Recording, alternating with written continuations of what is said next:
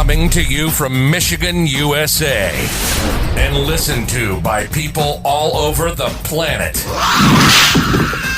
Get ready to be safe and sound with Sean Sparkman. Never take your eyes off your opponent, even when you bow.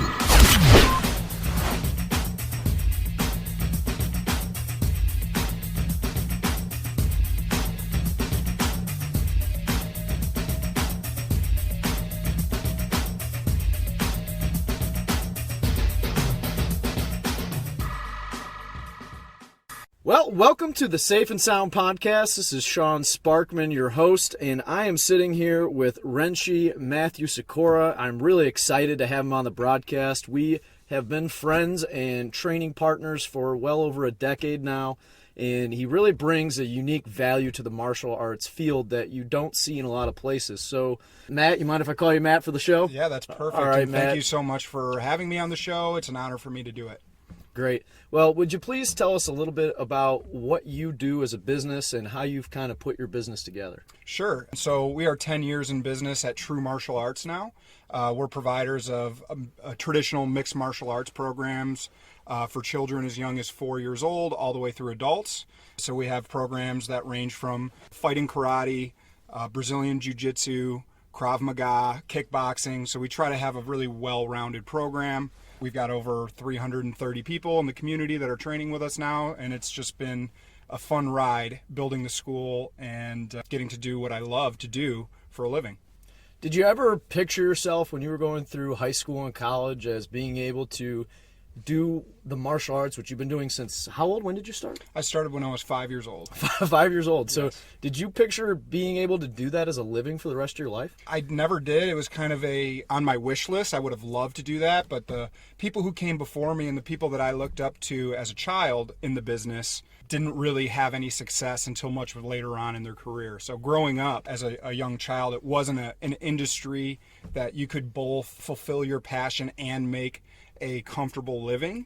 So it's not until the past, decade or so that martial arts schools are starting to figure out how to run their programs more like a business and make it something that could provide a living for the instructors who work there and the owners, of course. So that just wasn't something that was in the cards when I was growing up. Yeah, and one of the things that's really great about the fact that you've been able to figure out how to run the martial arts as a business is it's given you, in my opinion, a ability to provide a greater impact to the surrounding area, to the children, to the families, because the one thing that I've really always loved about your program is that it is very family oriented. Can you talk a little bit about how the martial arts have not only impacted your community, but impacted you as a person? Nothing brings me more joy than to share the success stories of our students, whether it be a young child with no self-confidence or no, physical strength or whatever behavioral challenges at school or at home, and we start to see them learn to defend themselves, develop confidence, improve their grades.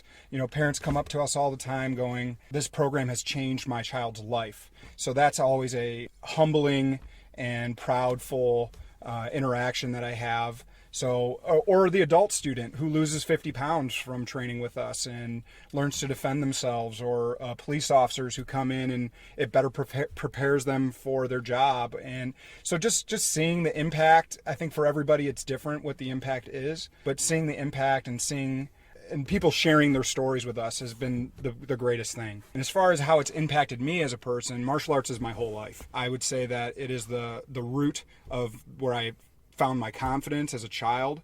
Growing up as a travel competitor, I had a successful career as a young person, and that brought me a lot of confidence. It taught me how to stand up for myself and how to be confident in business as well. It also teaches people about character. A good martial arts program should be really well-rounded in the sense that it's not just about fighting. It's about learning to be the best person that you can be. So I think it has provided that for me as well. That's awesome. And I will say that your program impacted me as a person greatly. And I really appreciate the fact that I walked into your doors, and not only that we got to connect at this point as friends, and now we have kids that are literally the same age. Right. For those of you that don't know, our sons were born on the exact same day within a half hour of each other. So it's pretty exciting. Yeah. And, for me, martial arts has brought me, like you said, a level of confidence that you can't find anywhere else. And one of the big things that really I took away is that you taught is the Japanese word tamashi. Tamashi means indomitable spirit. It means that no matter what happens to your body, to your life, whether it's in the dojo or whether you're out in a business world or you're sitting there with your family, no matter what happens, you are going to make it through that and you're going to persevere because nobody can defeat you but you. Absolutely. And that's one of the awesome lessons, Tamashi, that is taught on the mat, kind of as a byproduct of the training. When you're out there training and you're kind of suffering a little bit and you're pushing through weaknesses that you have and you're pushing through a tough workout, it teaches you to persevere and it teaches you to have that indomitable spirit that you just won't give up.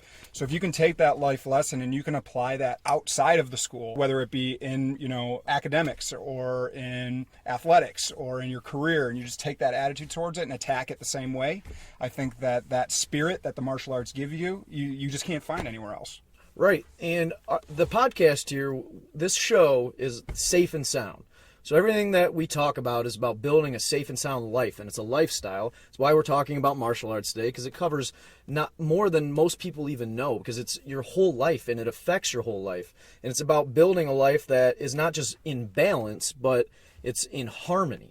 And this is one of the lessons that you first taught me when I came to the school, right, that really made an impact on me. And I'd like you to talk a little bit about what the difference between harmony and balance. Sure. I'm glad that you asked that, and I'm happy to share it. One of the lessons that we share on the mat is we do talk about life fitness, about how to live a healthy lifestyle. And I think most people are brought up kind of with this notion of, I need to find balance in my life. I need to find balance between my work and family life, or my career and my training, or all the whatever the different facets of somebody's life are. But what we preach is that it's not really balance that you're looking for. What you should be looking for is harmony in your life, right? You should be picking different facets and things that complement each other. It's because I'm training and because of the martial arts that I can be a better father, right? It keeps me physically fit. It keeps me mentally sharp. It's a great pastime. It's keeping me passionate about what I'm doing. And I think that translates to being a better father.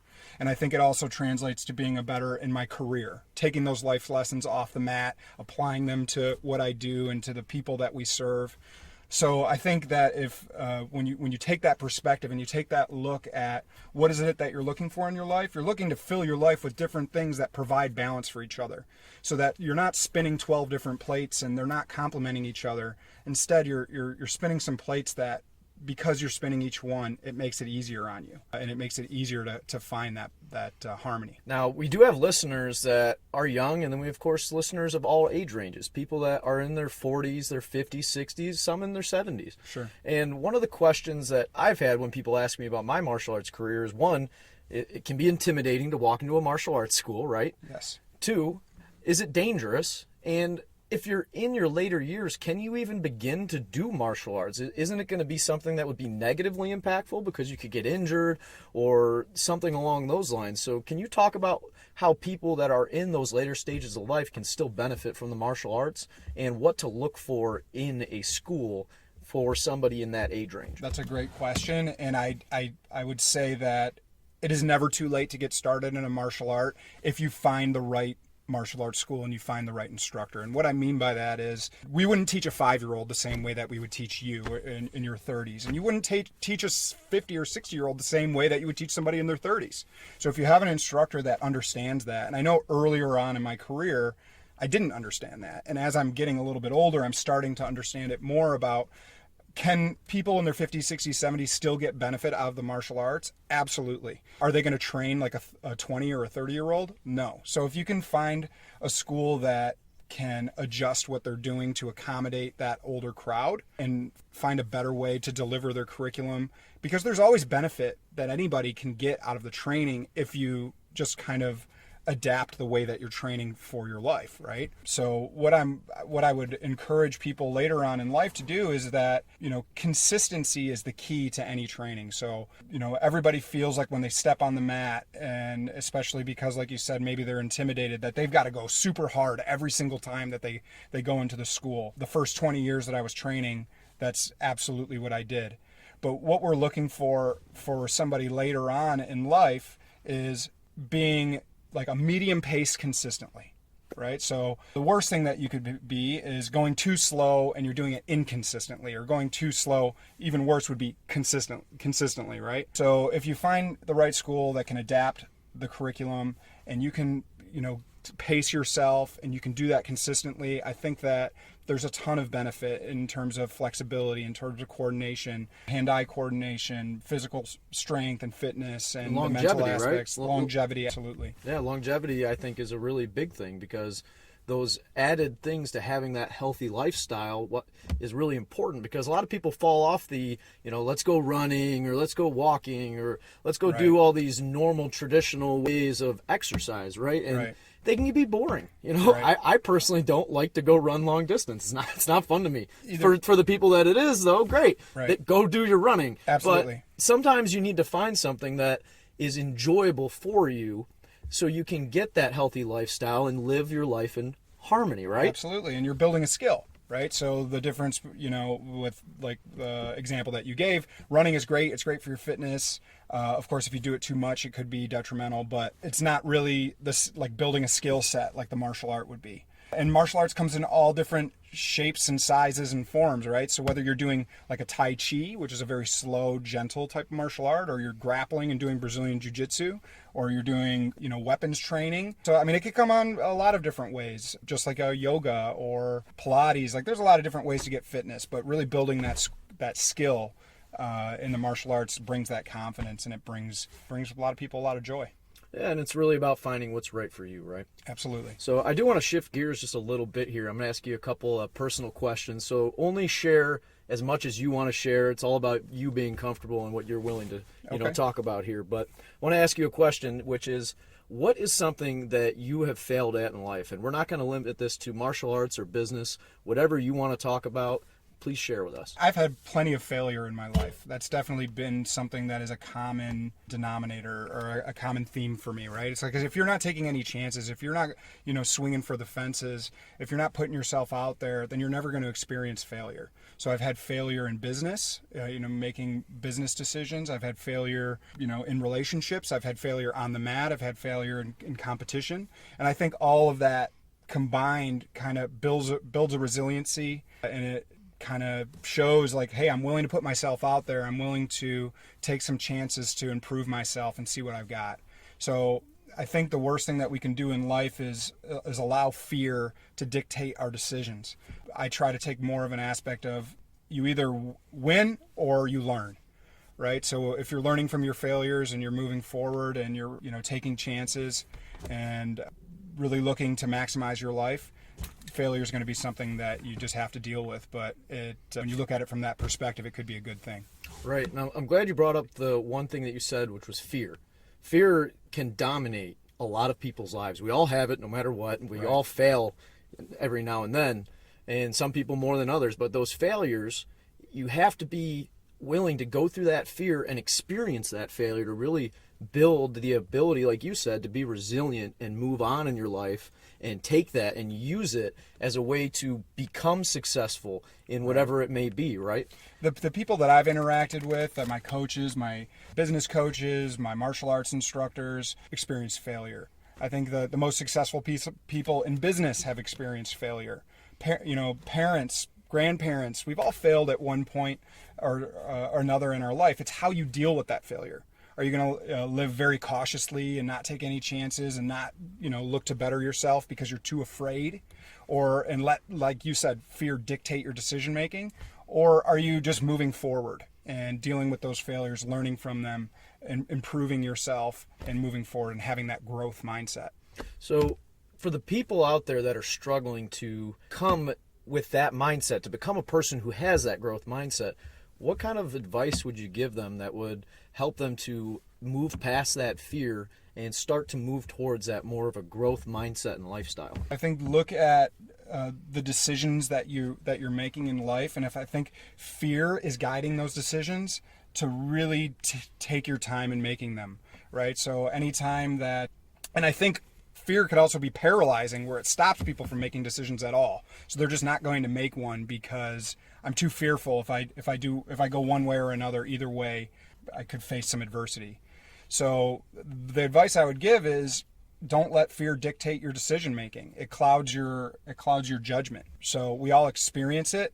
So we have to take a deep breath. We have to think logically and make the best decision that we can, knowing that sometimes it's right, sometimes it's not, and we have to deal with our failures. Right, and martial arts is a really great way to build up and learn how to not only confront, but to move through that fear, right? Absolutely. Because you're getting on the mat and you're working with people that you've never worked with before. Maybe you have worked with them 1,000 times, but you always are faced with that pressure that's coming, whether it's a light sparring session or a hard sparring session, or if it's just you're moving through the paces and trying to get the technique down. There's always that pressure that's on you, and you have to work through that fear. So talk about a little bit about how that can help you to build up the tolerance for moving through fear in the rest of your life. So I think just putting yourself through experiences that you're fearful of, and then overcoming those experiences builds that tolerance, right? So like on the mat, when we're out there training, there is no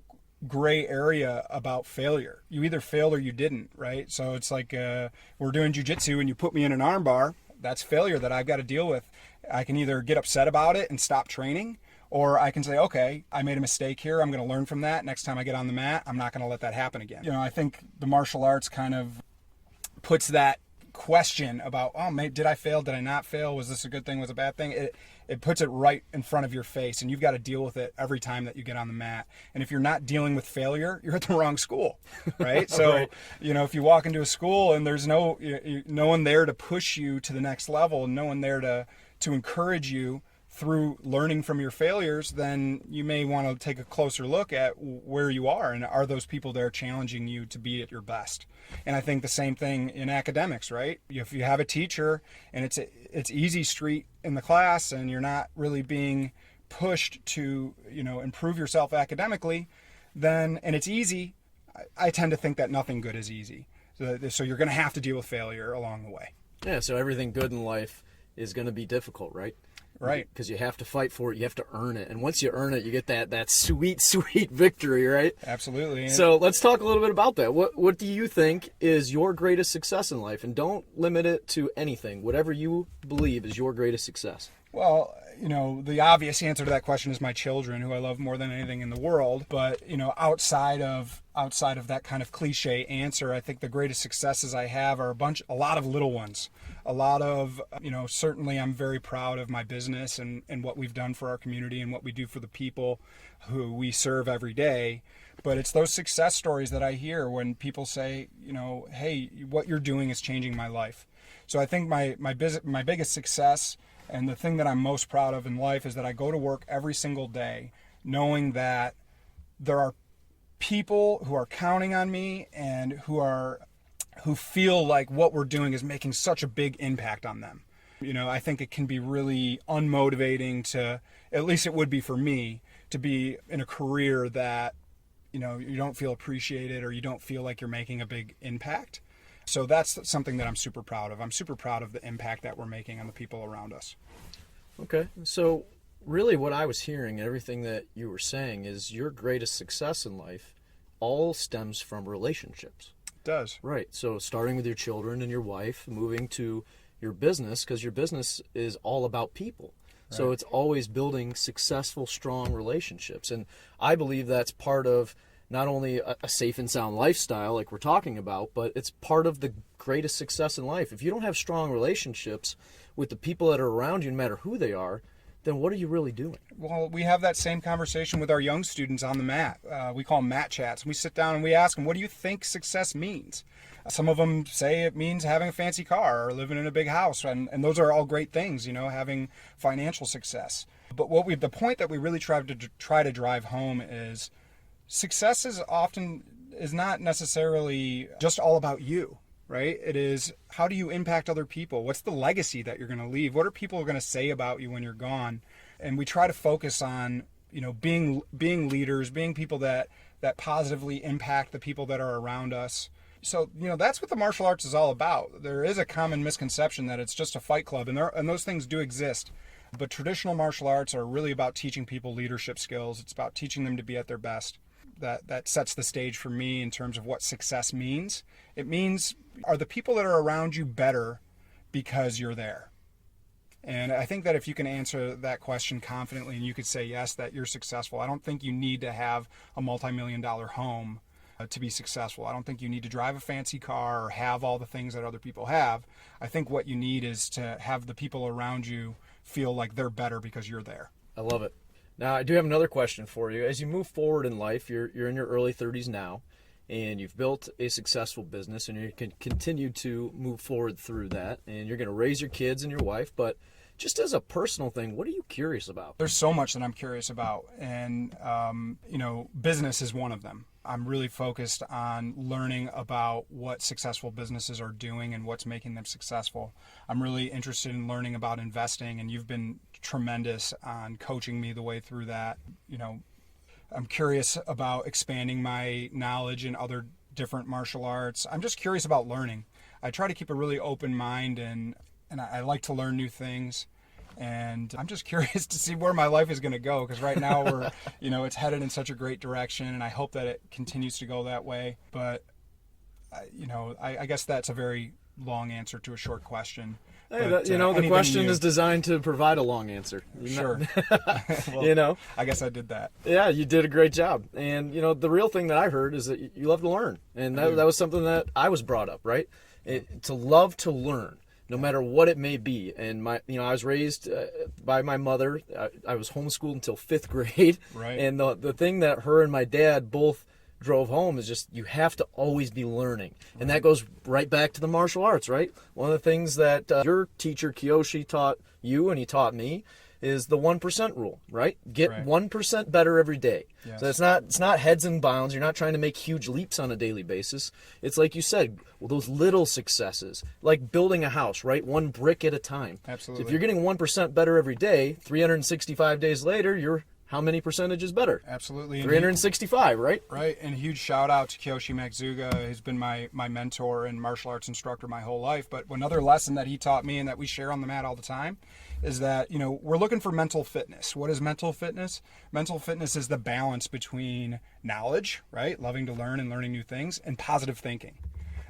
So we always tell our students, knowledge feeds the brain, right? If you stop putting gas in your car, eventually it's going to shut down. Right. If you stop eating food, your body is going to shut down. If you stop learning new things, then eventually the brain loses the ability to do that over time, right?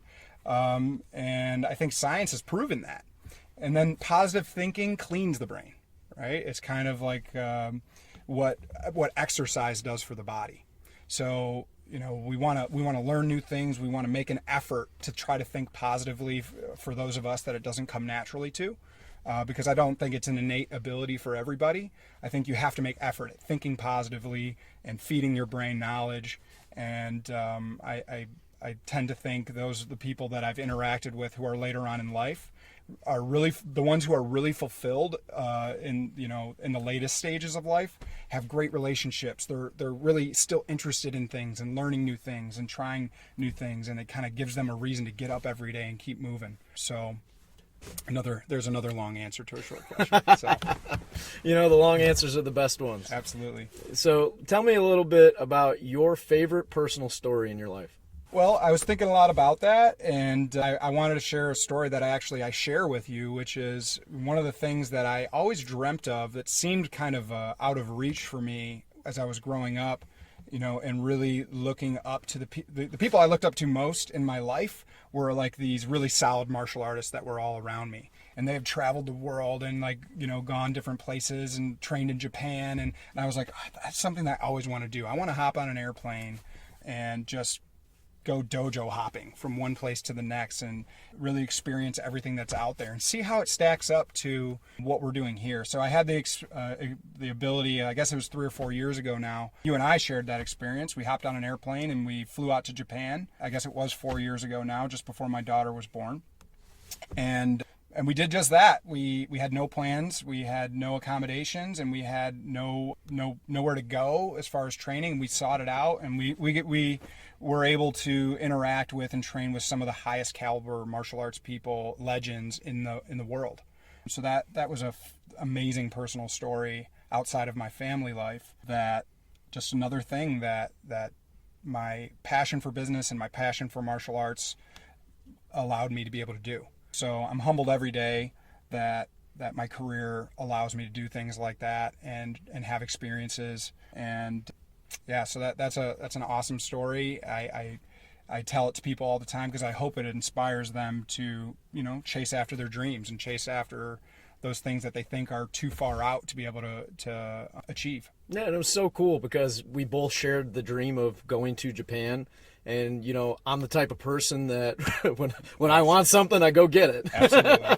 It was no different. The first time you sat down in my office and signed up for a martial arts program, just like many other people do, you slap down the pen and say, I'm going to earn my black belt with you. I said, yeah, okay, sure, and we'll see. But and midway through the training, I don't know if you were a brown belt or whatever, we said, we're going to go to Japan. We're going to train together one day. But I think it's that attitude, that go-getter attitude. You did earn your black belt. We did go out and we did pursue, kind of achieving our dream. So I hope that other people can kind of learn from that and go after it. Well, and that comes down to something that my dad taught me, and that I'm sure your dad taught you as a kid, which is do as you say you're going to do. And I think that's something that we've really lost in our country these days. And Sure. There's a million reasons as to why, but I make it a very good point that I'm going to do what I say I'm going to do. So if I tell somebody I'm going to get my black belt, as you know, I got my black belt and I earned it. I didn't just pay for it or anything like that. It was blood, sweat, and tears for over 5 years before I earned that. And it's the same thing when I said, like, hey, let's go to Japan. I mean, you brought it up, and I said, yeah, let's do it. And I meant it, and we did it. Right. And I think that's very important, that people do what they say they're going to do. And if you are struggling with that, it goes back to that fear of inaction. The fear that we have in our lives can make us so stagnant, whether it's financially fearful or if it's, I know I should go do this, but man, what happens, or what are they going to think of me if I go out there and I'm trying to do these martial arts and I look dumb? Or, what's going to happen? What if I fail? What if I get hurt? What if? And we can't live our lives in that what if. We'll be stuck there forever. So it's so important to do those little itty bitty steps, one step at a time, to take you from one place to the other. Because, it's an old saying, but a journey of 1,000 miles happens with what? One step. One step. You got it. One step at a time. And, that brings up another couple thoughts. One being, I have another mentor in the martial arts, Renshi Rob Wickham. And we were just talking about this yesterday. He has a saying that he says, and it's always forward, right? He really preaches a lot about, don't sit here and overanalyze the situation. Just move forward. Take one more step of that 1,000 miles every single day. Just keep working, and you will see your life improve, and you will get closer to achieving your goals. And the growth mindset is the second thing. Right. So someone either thinks, no, this is impossible. People like me don't get to do these things. I've been told all my life that I'm not smart enough, or that I'm not athletic, so I can't do martial arts, or I'm too old. I can't do martial arts. So a growth-minded person says the opposite. They say, well, I know I'm old, but how can I adapt this to make this work for me? Or I know I'm not the most athletic person, so what can I do to get those 1% improvements so that I am working towards becoming more of what I'm seeking to be? So it's the question that you ask yourself. Are you in a fixed mindset that you think, this is who I am, I can't change that? I can't be more athletic. I'm not going to get any smarter than I am today. That's just not something I'm strong at. Or do you ask yourself the question, how do I improve? How can I get better? How can I adopt? How can I overcome? Is there a different avenue that I can take to get there? So have that growth mindset and always just focus on moving forward. Right. And Matt, we're starting to run out of a little bit of time here, and I want to wrap things up. Before we do, I do have another question for you. Is there anything that I should have asked you but I didn't ask? I think you were very thorough. I thought you asked some really great questions. And in closing, I really just appreciate you giving me the opportunity to share this. It's obviously something I'm very passionate about. And I hope that there's somebody out there that can take something away from what we talked about today. Yeah, the whole point of this podcast is for people to be able to hear different people, their views, and how it can help them. I mean, if you only take one little thing from this, that one little thing may have a lasting impact throughout the rest of your life. And that's why we do this. And, that's the most important thing to me, is helping people. And like we've said multiple times throughout our show today, being impactful. And making that so that you are always helping other people and that those people are benefiting from you. Absolutely. So I really want to say thank you for being on the show today. It was really great.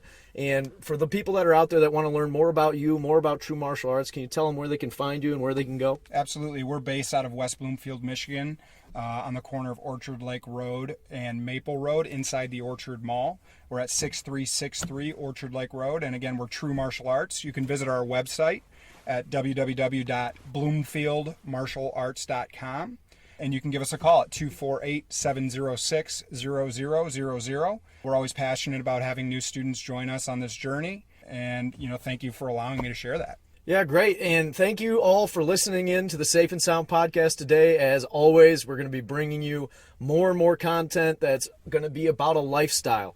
So it's going to be from your finances to martial arts that we talked about today and how that can help you impact your whole life. We're going to cover all those topics, and we will cover even more in the future, and we're really excited to be bringing this content to you. Thank you for having me. You're welcome, Matt. Talk with you soon. Thanks for listening to Safe and Sound Radio with Sean Sparkman. If you have questions or would like to suggest a topic for future shows, contact Sean at 313-246-9278 or visit the website at www.safeandsoundretirement.net. That's www.safeandsoundretirement.net. I must leave.